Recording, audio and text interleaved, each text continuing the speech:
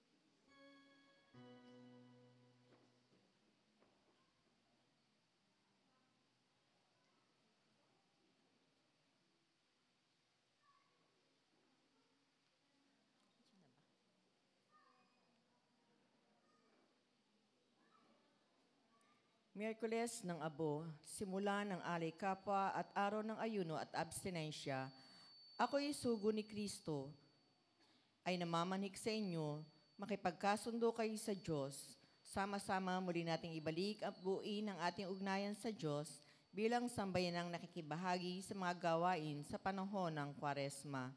Tinuturo sa liturya na sa araw na ito, sinisimulan natin ang 40 araw ng paghahanda para sa Pasko ng Pagkabuhay o Kwaresma. Ang panahong ito ay tumatagal hanggang bago ang misa sa paghahapunan ng Panginoon sa Huwebes Santo. Ang altar at sanktuaryo ay di dapat palamutian ng bulaklak maliban sa ika-4 na linggo ng Kwaresma. Ang mga ikakasal sa panahong ito ay dapat unawain ang natatanging katangian ng panahong ito ng liturhya. Walang kasal mula sa linggo ng Palaspas hanggang sa Pasko ng Pagkabuhay. Itinuturo ng simbahan na ang Kwaresma ay panahon ng biyaya upang muling buuin ang ating nasirang ugnayan sa Diyos at sa isa't isa. Ang ating mga panlabas na ginagawa tulad ng paglalagay ng abo ay dapat kaakibat ng taos sa pusong pagsisisi at ugaling nararapat.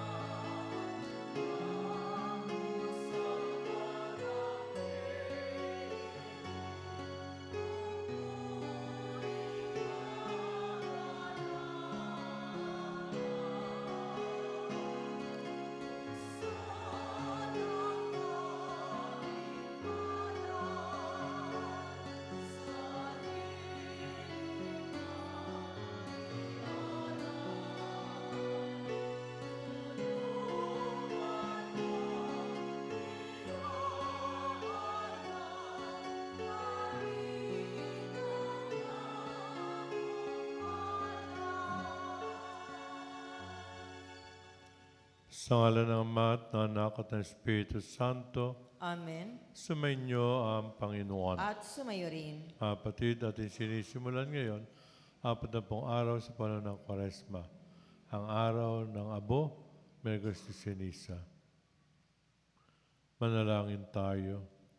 Ama naming makapangyarihan, ipagkaloob mo simulan namin ngayon sa mga pag-uusang magtiis ng kagutuman ang tunggalian bilang kapanig ni Kristo sa aming pagsugpo sa mga salungat, sa pamumuhay sa Espiritu, maging amin nawang sandata ang pagtitimpi sa sarili. Pamagitan ni Kristo, kasama Espiritu Santo, magpasawalang hanggan. Amen. Tayo po'y magsiupo. Sa unang pagbasa, nananawagan si Propeta Joel na magsisi ang lahat at magbalik loob sa Diyos. Yamang ang Diyos naman ay magandang loob. Ang salita ng Diyos mula sa aklat ni Propeta Joel. Sinasabi ngayon ng Panginoon, mataimtim kayo magsisi at manumbalik sa akin. Kayo'y mag-ayuno, manangis at magdalamhati. Magsisi kayo ng taos sa puso, hindi ipakitang tao lamang. Magbalik loob kayo sa Panginoon na inyong Diyos. Siya'y may magandang loob at puspos ng awa, mapagpahinuhod at tapat sa kanyang pangako. Laging handang magpatawad at hindi magpaparusa. Maaaring lingapin kayo ng Panginoon at bigyan ng masaganang ani. Kung magkagayon, mahahandugan natin siya ng haing puti at alak.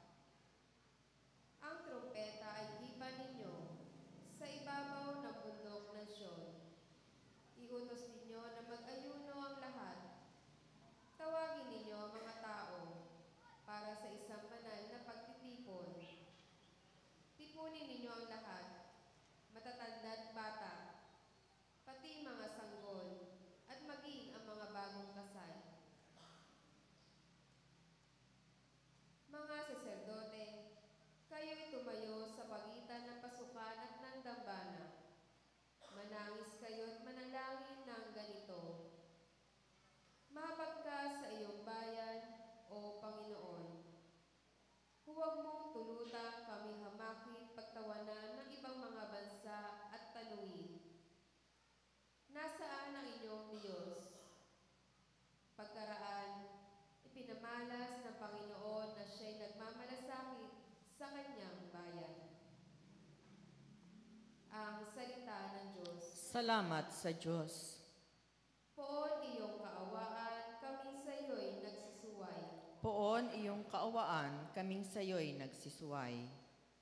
Ako'y kaawaan, O mahal kong Diyos, sang-ayon sa iyong kagandahang loob.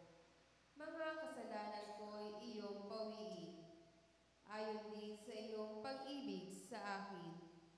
Linisin mo sana ang aking karumhan, at ipatawad mo yaring kasalanan. Poon iyong kaawaan, kaming sayo'y nagsisuway. Ang pagsalansang ko ay kinikilala, laging nasa isip ko at alaala. Sa iyo lang ako nagkasalang tunay, at ang nagawa ko'y di mo nagustuhan. Poon iyong kaawaan, kaming sayo'y nagsisuway. Isang pusong tapat sa aking likhain. Bigyan mo, O Diyos, ng bagong damdamin. Sa iyong harapay, huwag akong alisin. Ang Espiritu mo ang papaghariin. Poon iyong kaawaan, kaming sayo'y nagsisuway. Ang galak na dulot ng iyong pagliligtas, ibalik at ako'y gawin mong tapat. Turuan mo akong makapagsalita at pupurihin ka sa gitna ng madla. Poon iyong kaawaan, kaming sayo'y nagsisuway. Sa ikalawang pagbasa, namamanhik si Apostol San Pablo na huwag sayangin ang pagkakataong ipinagkakaloob ng Panginoon upang makipagkasundo sa Kanya. Ang salita ng Diyos Mula sa ikalawang sulat ni Apostol San Pablo sa mga taga-Korinto. Mga kapatid, ako'y sugo ni Kristo, parang ang Diyos na rin ang namamanhik sa inyo sa pamamagitan ko. Makipagkasundo kayo sa Diyos. Hindi nagkasala si Kristo, ngunit dahil sa atin, siya ay ibinilang na makasalanan upang makipag-isa tayo sa Kanya at mapabanal sa harapan ng Diyos sa pamamagitan niya. Yamang kami mga katulong sa gawain ng Diyos. Ipinamamanhik namin sa inyo na huwag ninyong sayangin ang pagkakataong ibinibigay sa atin ng Diyos. Sapagkat sinasabi niya, sa kaukulang panahon ay pinakinggan kita. Sa araw ng pagliligtas, sinaklolohan kita.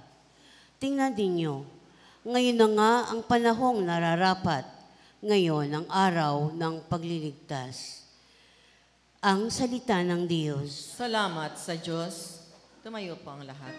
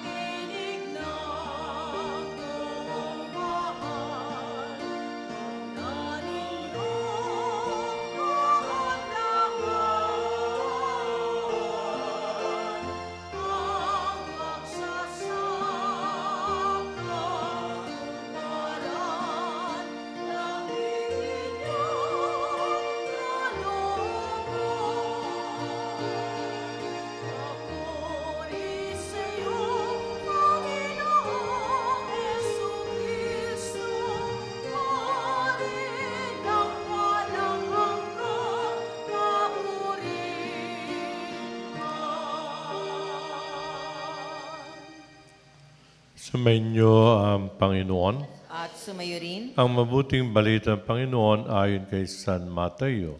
papuri sa iyo, Panginoon. Noong panahon iyon, sinabi ni Jesus sa kanyang malagad, pag-ingatan ninyo na huwag maging pakitang tao lamang ang paggawa ninyo ng mabuti. Kapag ganyan ang ginawa ninyo, wala kayong matatamang gantimpala buhat sa inyong amang nasa langit. Kaya nga, kapag naglilimos ka, huwag mo nang ipagmakaingay ito, katulad ng ginagawa ng mga mapagpaimbabaw doon sa sinagoga at sa mga lansangan. Ginagawa nila ito upang purihin sila ng mga tao. Sinasabi ko sa inyo, tinanggap na nila ang kanilang gantimpala. Ngunit kung naglilimos ka, huwag mo nang ipaalam ito kahit sa iyong pinakamatalik na kaibigan upang malihim ang iyong paglilimos. At gagantihan ka na iyong amang nakakita ng mabuting ginagawa mo ng lihim. Kapag nag-aayuno kayo, huwag kayong magmukhang malungkot tulad ng mga mapagpaimbabaw. Hindi sila nag-aayos upang malaman na mata na sila'y nag-aayuno. Sinasabi ko sa inyo, tinanggap na nila ang kanilang gantimpala. Kapag ikaw'y nag-aayuno, mag-ayuno ka. Mag-ayos ka ng buhok at maghilamos upang huwag mapansin ng mga tao na nag-aayuno ka. Ang iyong amang hindi mo nakikita, ang siya namang makakaalam nito. Siya makakita ng kabutihan ginagawa mo ng lihim at gaganti sa iyo. Ang mabuting balita ng Panginoon. Pinupuri ka namin, Panginoong Hesukristo. Magandang gabi po sa inyong lahat. Batiin mo natin mga katabi, Happy Valentine's Day. Kumusta po ang araw ng mga puso? Minsan po ay mayroong tinanong, nakausap ko, may edad na po siya. Kumusta ang Valentine's Day nyo kahapon? Naku, Father, matanda na kami. Wala nang Valentine's Day. Ikaw ba kayo may puso? Meron pa, Father. Marintan sa pag-ibig, di po ba pag-ibig yan?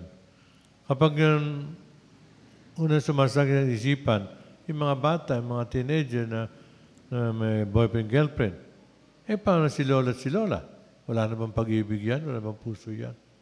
Kaya pinaalala namin sa araw na ito, ipadama ng pag-ibig sa bawat isa, sa bakasapi, sa ating pamilya, sa ating tahanan. Batiin si nanay si tatay. Halimbawa, matutuwa yun. Mabatiin yung Valentine's Day. No? Tapos paalala mo, kumusta ba kayo ni tatay? Nagliligawan kayo. Yan. Matutuwa po yan. Panginoon, basbasan mo ang abong ito. Sa panito ng pagsisi, matantunawa namin kami ay alabok at sa labok din uuwi. Patawarin mo sana kami at lobin mong magbagong buhay kami upang matulad sa inyong anak na muling nabuhay. Mga kapatid, ang panalangin ito ay kabubuan ng kahulugan ng panahon ng Kwaresma. 40 araw paghanda ng bayan ng Diyos na ating puso damdamin sa kalulatian, tagumpay ng ating Panginoon sa paggaboy na maguli. Tayo, tinatanggap natin na tayo makasalanan at tayo nagsisisi tumingi ng kapatawaran. Yan mga kapatid, isang hamon sa atin. Kapag sabihin natin, wala naman akong kasalanan So, hindi mo kailangan ng pagsisisi. Wala akong kasalanan, hindi mo kailangan biyaya ng Panginoon. Tayo po, bilang tao, ay nagkakasala po tayo, iba't ibang parang lamang. Kaya, ang mahalaga, tanggapin natin tayo isang taong makasalanan, kailangan natin ng biyaya, pag-ibig ng Panginoon. Noong po nakaraang taon, tayo po binakasama sa linggo ng Palaspas. Di po ba may hawak tayong Palaspas na sariwa-sariwa, berdeng-berde. Iwinawagay natin, sabay ang paghiyaw marahil. Mabuhay ang hari ng sanlibutan. Sariwan-sariwa yun, di po napakaganda. Ngayon, ang dahon na yun ay, ng Palaspas ay tuyo na, after 1 year. Kulay tsokolate na po yan. Ito ay sagisag ng kaluluwa na paglipas ng mga araw na tabunan na nating mga kasalanan. Ngayon, binibigyan tayo ng pagkakataon ng Diyos na magbalik loob sa Kanya. Kaya nga't yung panahon ng Kwaresma ay isa ring bagay na pinalas sa atin na magbalik loob tayo sa Panginoon. Alam po naman natin yan, gaano namang kalaki, gaano namang kalawak ang ating, gaano namang karaming kasalanan natin. Pag tayo dumulog sa Kanya, sigurado, ikaw ang may salitang, sigurado ang pagkapalat kapatawaran. Taligdan ng kasalanan at maging tapat sa Ebanghelyo. Yan po isa sa dalawang formula na ginagamit sa pagpapahid ng abo sa atin. Yung pong ating abo gagamitin ngayon, yun po yung Palaspas ni Santon. Sabi ko nga po, tuyo na. Yan po ay sinindihan, binaspasan kahapon po. At ngayon, kayo ng umaga po, binasbasan ito naman bago tanggapin ng bayan ng Diyos. Mga kapatid, ngayon unang araw, panahon ng Kwaresma. Ang buhay Kristiyano ay isang buhay na patuloy ng pagbalik loob at pagbabago. Yan ang paalala sa atin, yan ang hamon sa atin. Na tayo hindi maging kampante sa ganitong kalagayan. Sa halip, magsikap tayo na muling magbalik sa Panginoon, magandang pagbabago sa ating buhay. Kinakailan sunugin ang luma upang magkaroon ng panibagong buhay sa ating pamumuhay. Mga kapatid, isabuhin naman natin ang Kwaresma sa simpleng paraan lamang. At gawin natin ang Kwaresma sa taong ito 2024, maging makahulugan at mapagbago tayo. Mga kapatid, hindi lamang pala, kundi hamon sa mga sa atin sa pagpasok sa panahon ng Kwaresma. Tumayo po tayo. Ito po ang ating gagamitin ngayon ay ito po yung binasbasan, ma'am. Kaninang umaga po. Kaya po tatanggapin na lang po natin.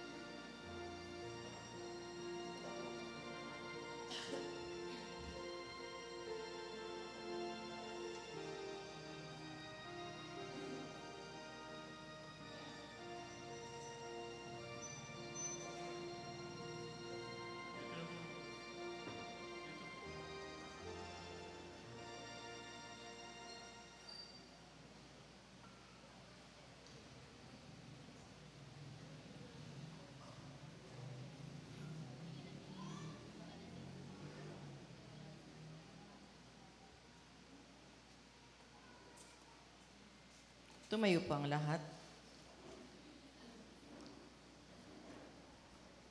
Mga kapatid, halina't hilingin sa mga mawain ng abo sa ating noo, maging tanda ng ating pagsisisi at pagbabalik loob. Ating loob, Panginoon, kaawaan mo kami. Panginoon, kaawaan mo kami. Upang ang mga gawaing pangkabanalan ay magbunga ng mas matibay na pakikibahagi sa gawaing pastoral ng simbahan, manalangin tayo sa Panginoon. Panginoon, kaawaan mo kami. Upang ang kabanalan ng buhay ay laging pangalagaan at ipaglaban ng pamahalaan, manalangin tayo sa Panginoon. Panginoon, kaawaan mo kami.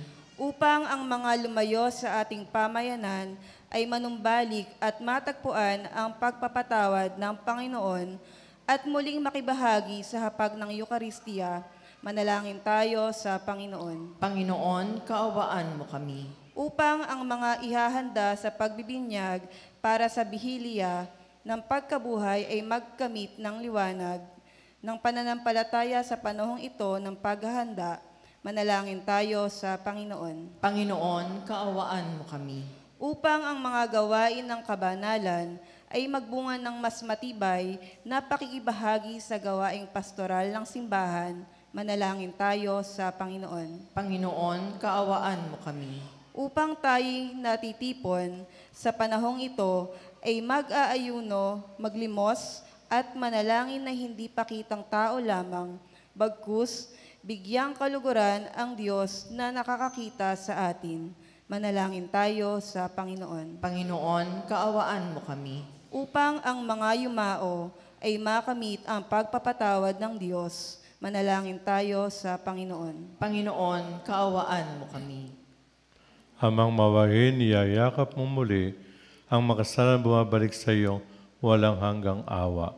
Itulot mo ang abo na ipinahid sa aming noo ay maging tanda ng iyong paglilinis sa aming kasalanan at ang aming tugon ay iyong panawagang magbagong buhay at sa mabuting balita ay sumampalataya. Pamagitan ni Jesucristo, kasal Espiritu Santo, magpasawalang hanggan.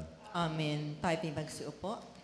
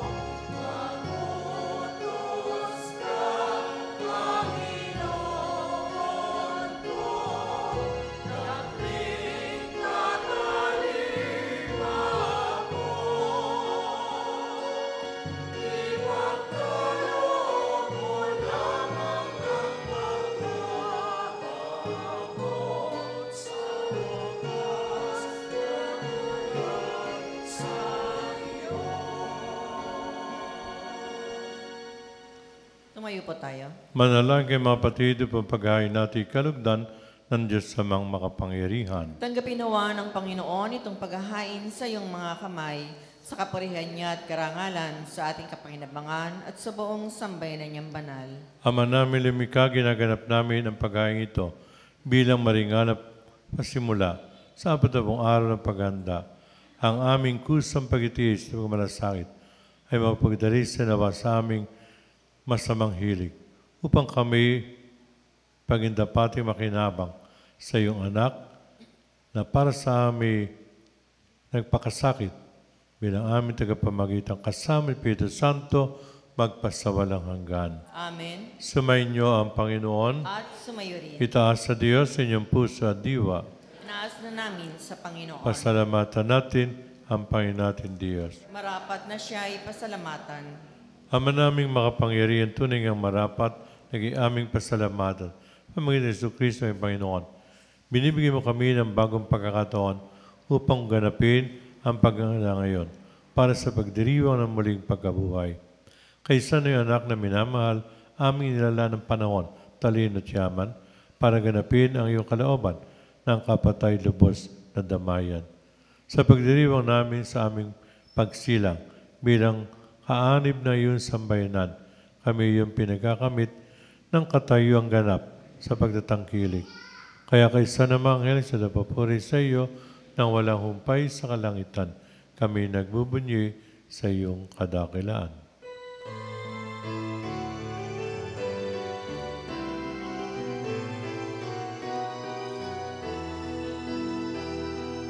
Santo, Santo, Santo,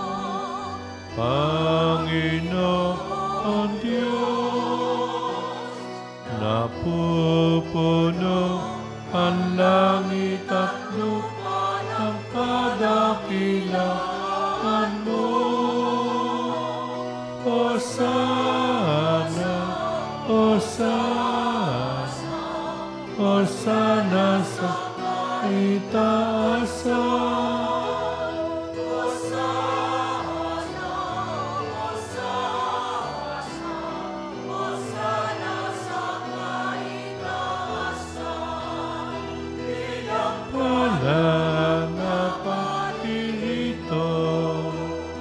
Sa ngalan ng Panginoon, Hosana, Hosana, Hosana sa itaasan. Hosana, Hosana, Hosana sa itaasan. Ama naming banal, ikaw ang bukal ng tanang kabanalan. Ay sa pamamagitan ng Espiritu kayong banal ang makalob na ito upang para sa amin maging katawan at dugo ng aming Panginoon Kristo. Bago niya pinagtiis ang kusang loob na maging handog, hinawakan niya ang tinapay, pinasalamatan kanya. Pinaghati-hati, binigay sa kanya malagad at sinabi, tanggapin niyo lahat ito at kanin. Ito aking katawan na ihandog para sa inyo.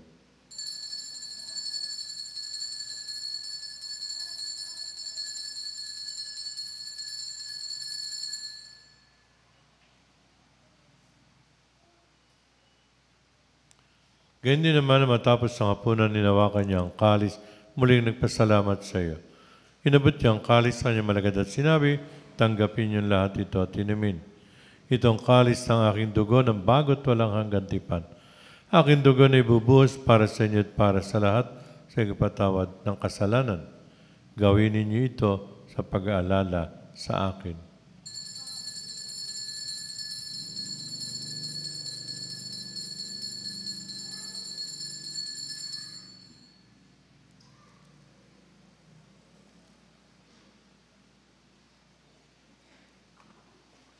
Ipagbunyi natin ang misteryo ng pananampalataya.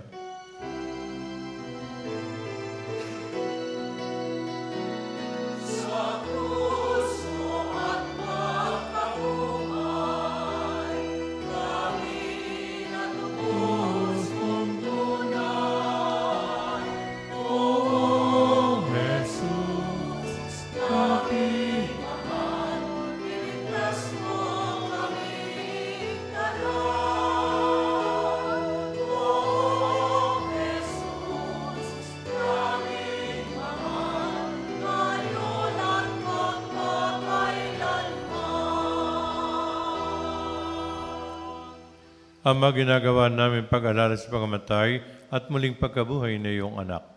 Kaya tinalay namin sa tinaping bibigay buhay at ang kalis na nagkakalob ng kaligtasan. Kami nagpapasalamat, minarapat na tumayo sa harap mo para maglingkod sa iyo. Isinasama namin kami magsasalo-salo sa katawan dugo ni Kristo, mabuklod sa pagkakaisa, pamagitan ng Espiritu Santo. Ama, lingapin mo yung simbahan laganap sa buong daigdig. Puspusin mo kami sa pag-ibig. Kaisa ni Francisco na yung Papa, ni Dennis na aming obispo at ng Tanang Kaparian. Alalahanin mo rin mga kapatid naming nahimlay na umaasang muling nabubuhay. Ganyan din maginugitan namin sa gabing ito, kasama ang mayo naming kabarangay na walang nakakaalala. Kaawaan mo sila at patuloyin sa iyong kaliwanagan. Kaawaan mo at pagindapating kami lahat na makasalo sa iyong buhay na walang wakas. Kaysa nagdiriwang ng kanilang kaarawan, gayon din, nagdinibersaryo kanilang kasal at may natatayang kahilingan sa misang ito. Kaysa na mahal na Birheng Maria na ina ng Diyos, si San Jose na kanyang kabiyak ng puso, kaysa na mga apostol at lahat na mga banal, na namuhay sa daigdig na kalugod-lugod sa iyo. May pagdiwang na namin pagpuri sa kararangal mo, pamagitan ng anak na aming Panginoon Jesucristo. Pamagitan ni Kristo kasama niya at sa Kanya, ang lahat ng parat papuri ay sa iyo, Diyos sa mga makapangyarihan, kasama Espiritu Santo, magpa sa walang hanggan.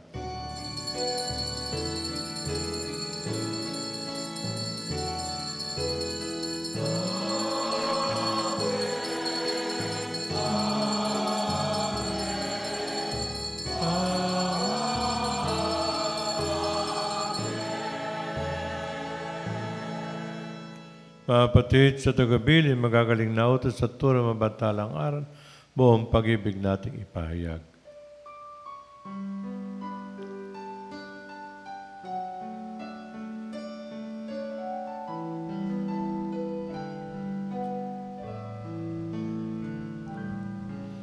Ama namin, sumasalangit ka, sambahin ang ngalan mo, mapasa amin ang kaharian mo, sundin ang loob mo, dito sa lupa para nang sa langit, bigyan mo po kami ngayon ng aming kakanin sa araw-araw at patawarin mo kami sa aming mga sala para napatawad namin sa nagkakasala sa amin, at huwag mo kaming ipagtulad sa tukso, at iadya mo kami sa lahat ng masama. Hinihiling namin kami iadya sa lahat ng masama, pagkalaw kapayapaan araw-araw, iligtas sa kasalanan at ilayo sa kapahamakan. Samantalang aming pinananabikan ang dakilang araw ng pagpapahayag ng tagapagligtas namin, si Jesucristo. Sapagkat iyo ang kaharian, ang kapangyarihan at ang kapurihan, magpakailanman. Amen. O Pa Jesucristo, sinabi mo sa iyong mga apostol, kapayapaan iniiwan ko sa inyo, aking kapay binibigay ko sa inyo. Tunghayan mo aming panampalataya at huwag ang aming mga pagkakasala. Pagkalaban mo kami ng kapay at pagkakaisa ayon sa iyong kalooban. Kasama Espiritu Santo, magpasawalang hanggan. Amen. Ang kapayapaan ng Panginoon ay lagi nawang sumainyo. At sumayo rin. Mga kapatid, magbigayan tayong kapayapaan sa isa't isa.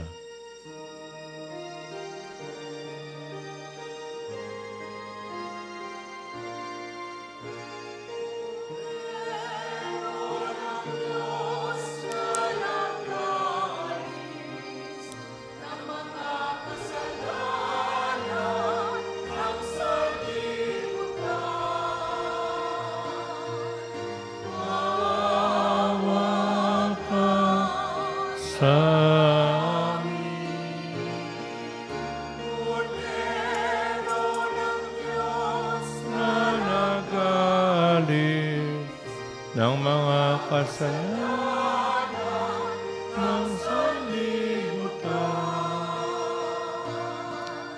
Maawa ka sa amin. Anos ikitolis, peccata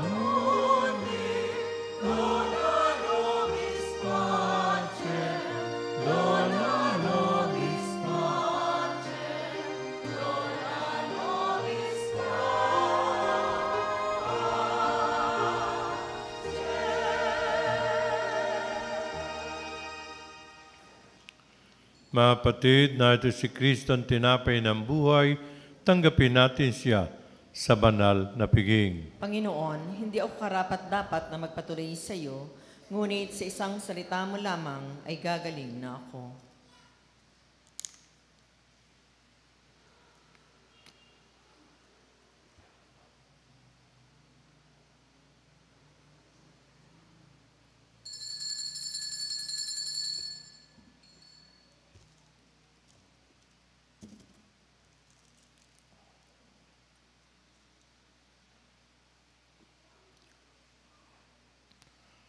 Katawan ni Kristo, Amen.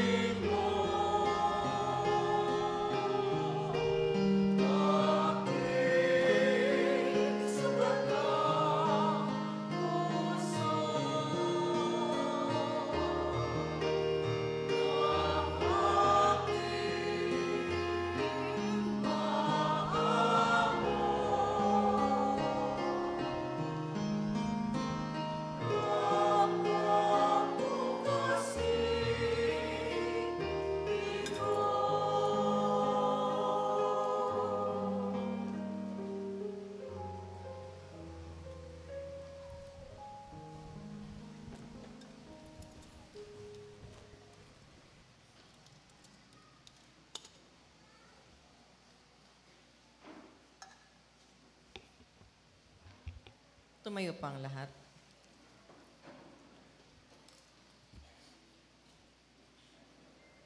Manalangin tayo.